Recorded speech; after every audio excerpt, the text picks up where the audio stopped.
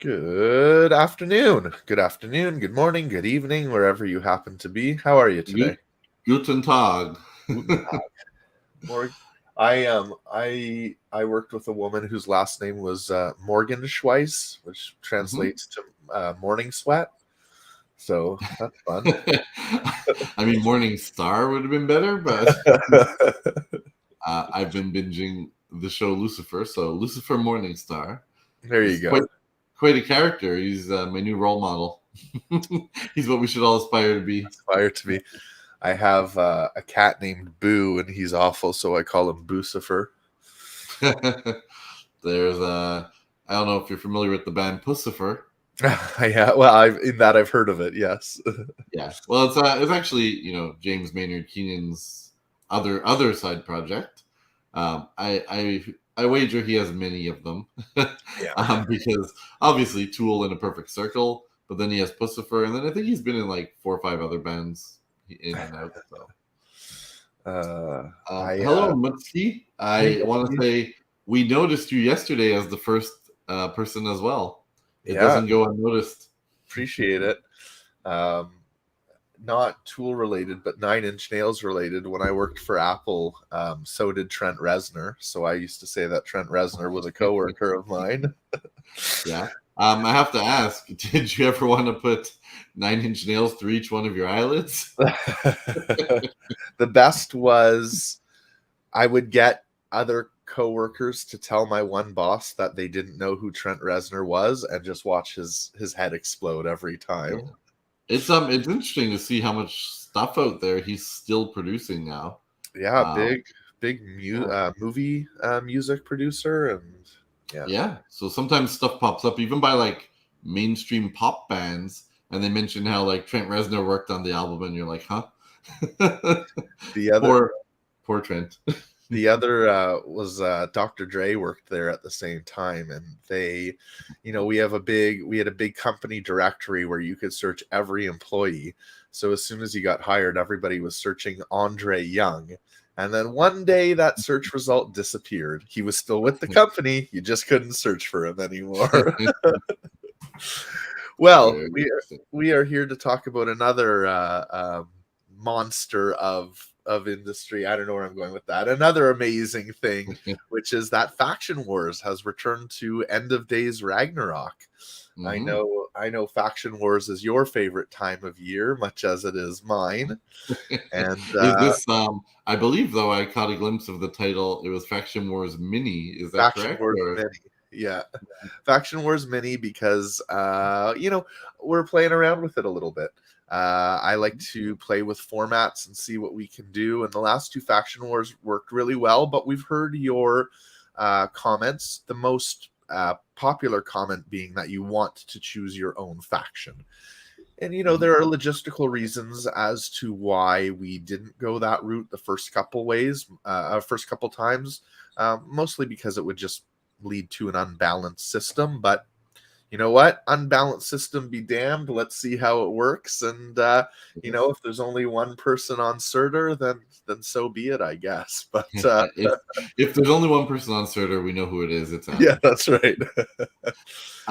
Wait, I will interrupt to say that Toja Hades wants to know if we want to become famous. Right. You can help us out.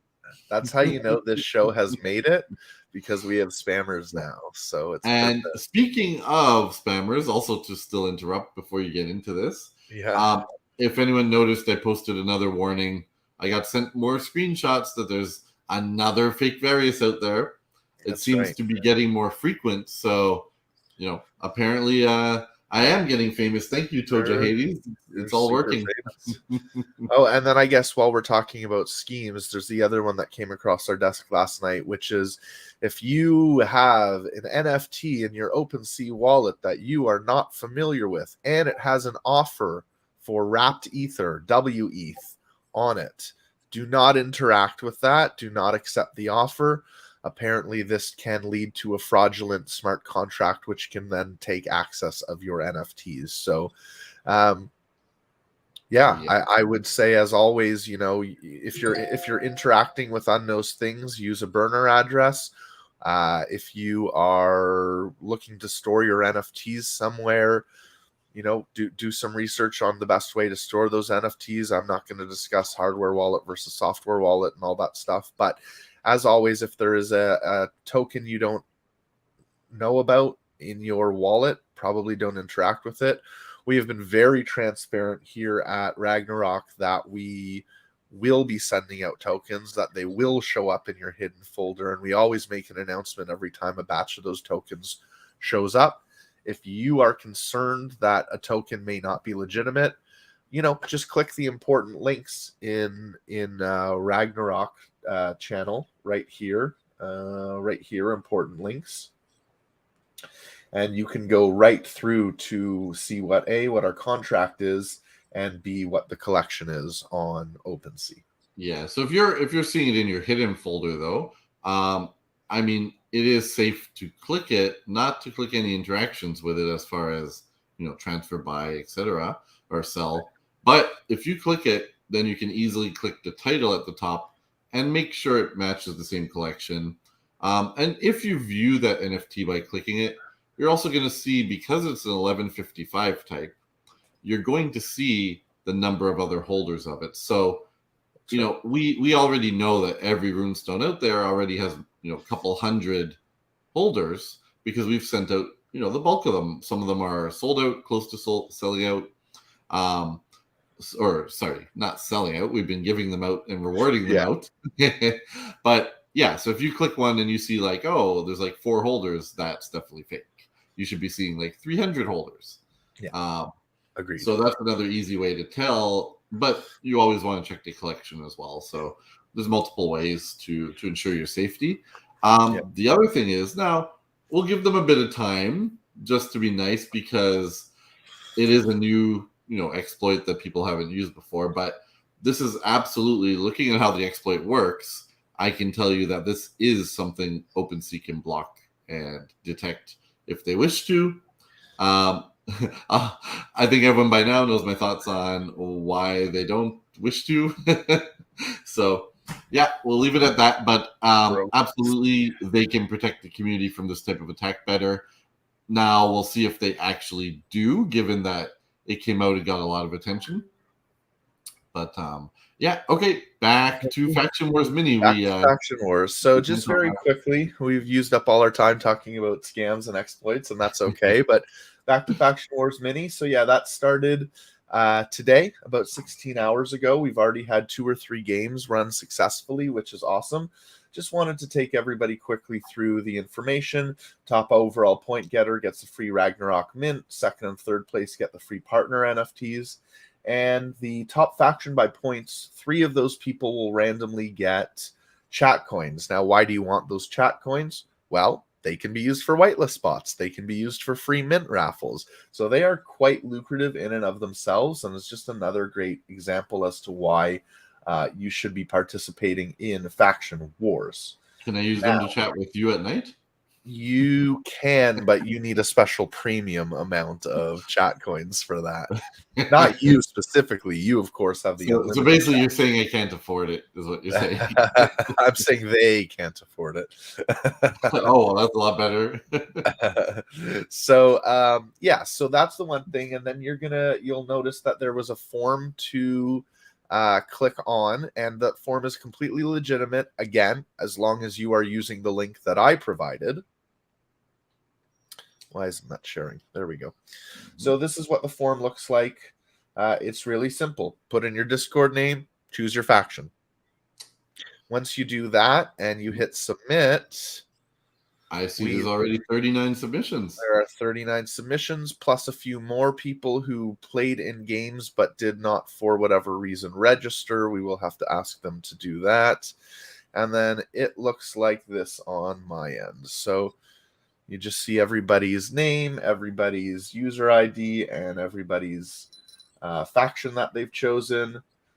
Pretty even so far, with the exception of only 2 for Surtur. And 1 for Ymir. Sad little Ymir, but that's okay. He's already cold. Leave him alone. Exactly. So that is a quick rundown on End of Days Ragnarok. Our next, or in terms of Faction Wars, Our next game is going to be at 1800 UTC, which is just under 2 hours from now, and that's going to be a Rumble led by our friend Medina. So, if you haven't already, hit up Info Faction Wars, register, participate, win prizes, chat with me, fulfill your life. Yes. Otherwise, you never know which god might get angry. That's right. You wouldn't like it when it's angry. Other than that, any pool update today? I didn't get to try it yet because I was so busy yesterday, so that didn't work out. But maybe today, maybe tomorrow, we shall find out. Who knows?